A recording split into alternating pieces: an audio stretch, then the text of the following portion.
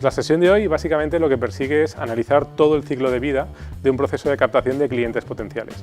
Digamos que siempre cuando hablamos del canal de Internet pensamos mucho en la parte solamente de venta directa, lo que es una tienda online, por ejemplo, pero hay muchos negocios que no finalizan la compra online. Entonces hay una serie de estrategias y de opciones que tenemos que tener muy en cuenta para poder optimizar precisamente cómo captar esos otros modelos que no son tan directamente conocidos como puede ser una tienda.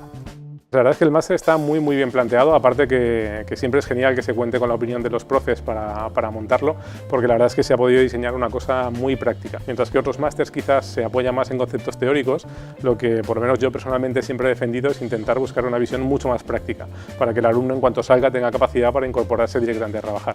Y yo creo que justo en este máster es lo que se persigue, así que yo estoy encantado.